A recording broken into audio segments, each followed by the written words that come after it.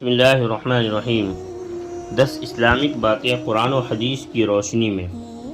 Number 1، اسلامی تاریخ۔ حضرت ہود علیہ السلام کی دعوت۔ جب قوم عاد شرک و بت پرستی میں حد سے بڑھ گئی تو اللہ تعالیٰ نے حضرت ہود علیہ السلام کو نبی بنا کر ان کی ہدایت کے لیے بھیجا۔ انہوں نے قوم کے لوگوں کو توحید و عبادت الہی کی دعوت دی، شرک و بت پرستی اور لوگوں پر ظلم و زیادتی کرنے سے منع کیا۔ قوم نے ان کی نصیحت قبول کرنے کے بجائے جھٹلانا شروع کر دیا۔ حضرت ہود علیہ السلام نے انہیں اللہ تعالیٰ کے عذاب سے ڈرایا تو وہ لوگ مذاق اڑاتے ہوئے کہنے لگے کہ اگر تم اپنی دعوت میں سچے ہو تو ہمارے پاس عذاب لے کر آؤ۔ اللہ تعالیٰ نے اس ہٹ دھرمی اور مطالبے پر 3 سال تک قحط سالی کے عذاب میں مبتلا کر دیا، جس کی وجہ سے ان کے باغات و کھیتیاں سب برباد ہو گئیں۔ اتنی بڑی تباہی سے عبرت حاصل کرنے کے بجائے اس بدبخت قوم کی بغاوت و سرکشی اور زیادہ بڑھ گئی۔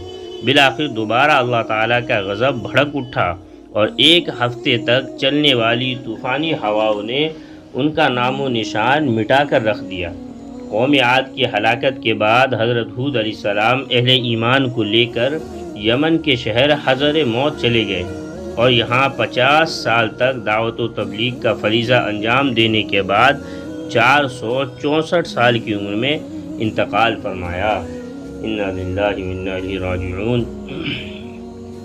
نمبر 2، اللہ کی قدرت۔ زمین و آسمان کو 6 دن میں پیدا کرنا۔ قرآن کے بیان کے مطابق اللہ تعالیٰ نے 7 زمین و آسمان اور ان کے درمیان کی تمام چیزوں کو صرف 6 دن میں پیدا فرمایا، اور اتنے بڑے کام میں اسے تھکن بھی نہیں ہوئی، جبکہ آج کی ترقی یافتہ سائنسی دور میں بڑی بڑی مشینوں کے ذریعے ایک بلڈنگ بنانے میں برسوں لگ جاتے ہیں اور اس کی تعمیر میں بڑے بڑے ماہر انجینئر اور سینکڑوں مزدور کام کرتے ہیں، مگر اللہ تعالیٰ نے تنہا 7 زمین آسمان اور ان کے درمیان کی تمام چیزوں کو صرف 6 دن میں بنا کر اپنی زبردست قدرت کا مظاہرہ فرمایا ہے۔ نمبر 3، ایک فرض کے بارے میں۔ اللہ ہر ایک کو دوبارہ زندہ کرے گا۔ قرآن میں اللہ تعالیٰ فرماتا ہے، اللہ ہی وہ ہے جس نے تم کو پیدا کیا اور وہی تمہیں روزی دیتا ہے، پھر وقت آنے پر وہی تم کو موت دے گا اور پھر تم کو وہی دوبارہ زندہ کرے گا۔ فائدہ مرنے کے بعد اللہ تعالیٰ دوبارہ زندہ کریں گے، جس کو بعث بعد الموت کہتے ہیں۔ اس کے حق ہونے پر ایمان لانا فرض ہے۔ نمبر 4، ایک سنت کے بارے میں۔ حضور صلی اللہ علیہ وسلم کے سلام کا انداز۔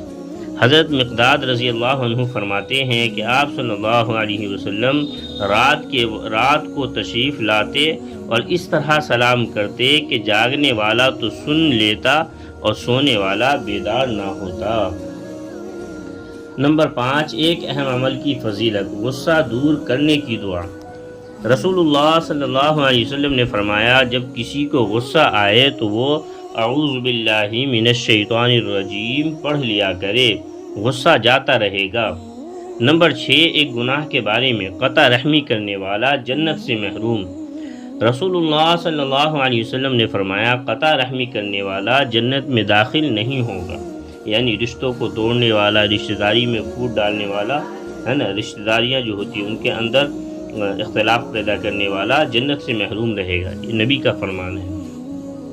نمبر 7، دنیا کے بارے میں۔ کون سا مال بہتر ہے؟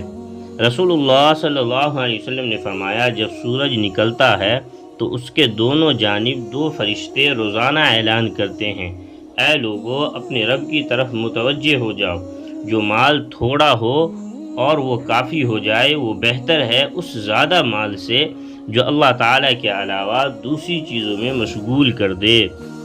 نمبر 8، آخرت کے بارے میں۔ اہل جہنم کی تمنا۔